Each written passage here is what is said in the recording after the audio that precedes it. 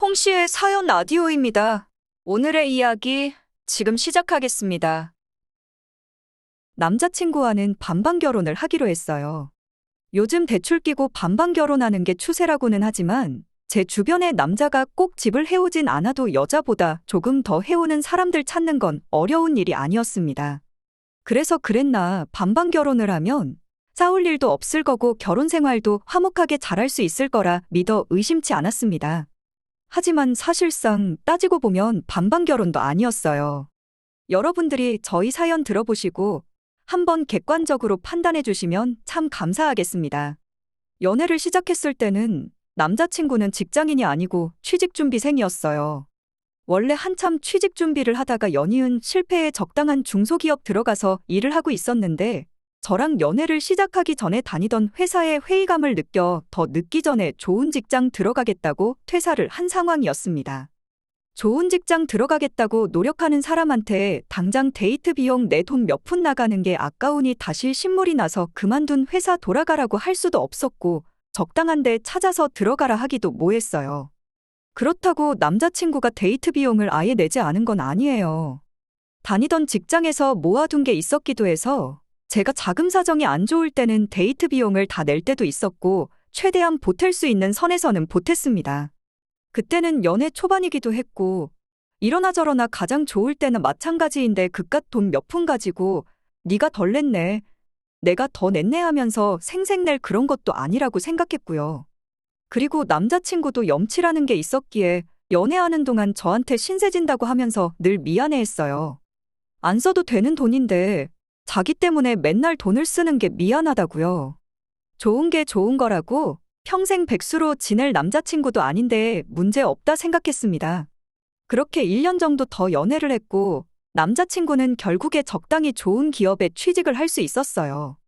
대기업까지는 아니지만 나름 알아주는 회사였고 그래도 회사 규모 자체가 크다 보니 경력직이지만 초봉인데도 이미 제가 받는 연봉보다 더 큰 연봉을 받고 일을 시작하게 되었습니다. 상황이 더 좋아졌는데 연애를 그만할 이유가 없었지요. 그렇게 쭉 더 연애를 해오다 1년 반이라는 시간이 지난 얼마 전에 남자친구에게서 청혼을 받게 되었습니다.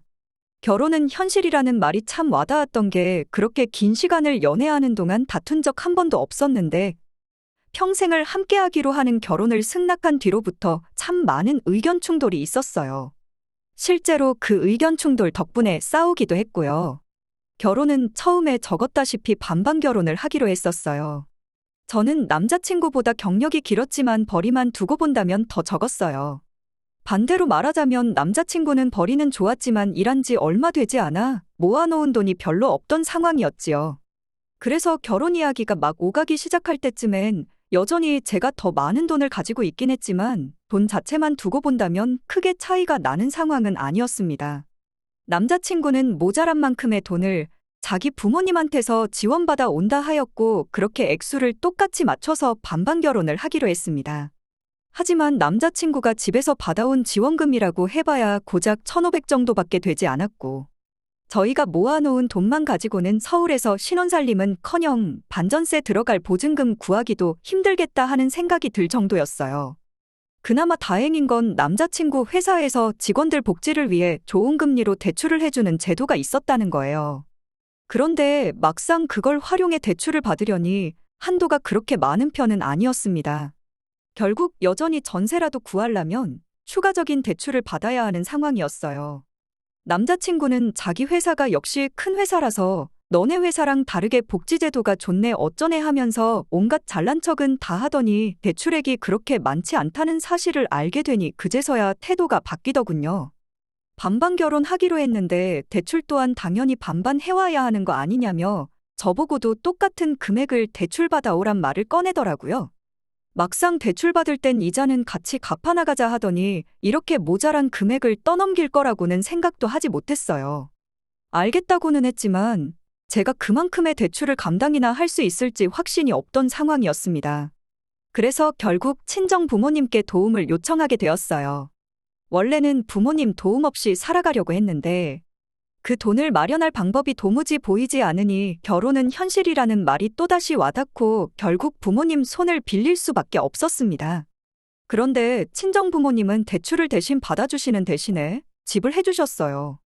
제 명의로 매매를 해주신 게 아니고 친정부모님이 세를 주고 있는 집이 하나 있는데 마침 세입자가 재계약을 하지 않고 집을 빼겠다던 상황이라고. 그러니 그 집에 저희가 들어가서 살라고 하시더군요. 부모 자식 간이라도 형식상 전세금이 들어가 있어야 했는데 그 돈을 남자친구가 대출받아온 돈으로 하기로 했어요. 어차피 처음에 대출받을 때부터 그 돈은 같이 갚기로 했던 돈이었으니 말입니다. 그렇게 가장 큰 문제였던 집이 해결되었고, 이제 저희가 모아놓은 돈을 가지고 결혼 비용과 혼수를 하기로 했어요. 하지만 결혼 비용과 혼수를 하려다 보니 또 액수가 많은 상황이어서 다른 건 못 해드려도 리모델링 정도는 해드리는 게 좋겠다 싶어서 저희 돈을 가지고 리모델링을 하게 되었습니다. 어차피 집이 오래되었기도 하고 먼저 살고 계시던 분도 오래 살았던지라 내부를 한번 뜯어고치긴 해야 했어요. 그리고 다른 집도 아니고 신혼집인데 나름 고쳐서 살고 싶은 욕심도 있었고요. 공사가 다 끝나고 나서 처음 저희 보금자리가 될 신혼집 현관문을 여는 순간이 아직도 기억이 나네요. 원래는 구축 아파트라 좀 허름해 보이고 별 볼 일 없어 보였는데 삐까번쩍한 조명도 달아놓고 문짝은 물론이고 화장실 변기까지 번쩍번쩍 다 새 것으로 교체를 했더니 이제 진짜 결혼하는구나, 새로운 삶이 시작되겠구나 하는 생각도 새삼 들었었네요. 리모델링이 끝나고 이제 본격적으로 혼수를 고르기 시작했어요. 혼수를 먼저 골라두고 리모델링을 했으면 더 좋았겠다는 생각이 드는 게 주방의 인덕션 사이즈며 냉장고, 에어컨은 어디에 설치해서 어디로 호스 빠져나갈 구멍을 만들 것이며 전기 코드는 어떻게 해야 깔끔하게 떨어질지 미리 준비할 수 있었겠구나 하는 후회가 들었습니다. 하지만 뭐 늦었는데 어쩌겠어요? 그렇게 가전을 고르기로 했는데 자리가 나지 않아서 김치냉장고는 따로 안 하기로 했는데 김치냉장고가 가전 목록에 들어가 있더라고요.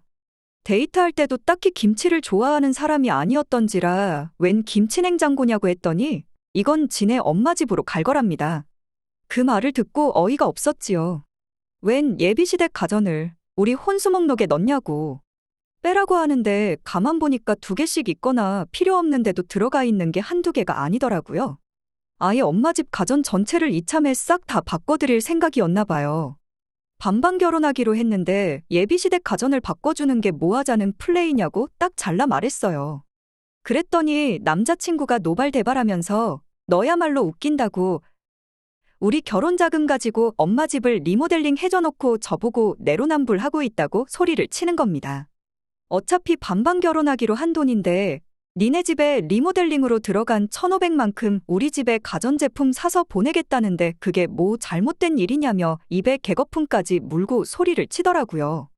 그래서 그거랑 같냐고 했습니다.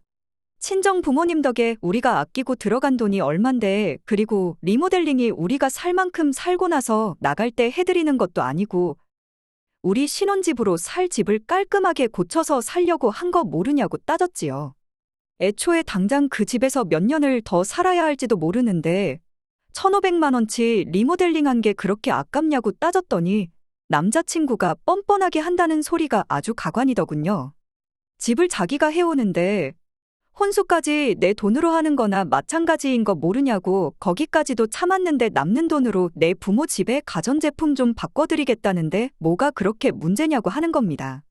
그 말을 들으니 진짜 양보도 안 되고 어이가 없더라고요. 지금 무슨 소리를 하는 거냐고 따졌지요. 집을 왜 네가 해오는 거냐고. 우리 부모님이 집을 내주셔서 거기서 살게 되었는데 어떻게 집을 너가 해왔다고 할 수 있느냐고 한번 드러나 보자고 했어요. 남자친구는 기어이 선을 넘더군요. 자기가 대출받아온 돈으로 전세계약 넣지 않았냐, 그러니 내가 집을 해온 거나 마찬가지다 하는 겁니다.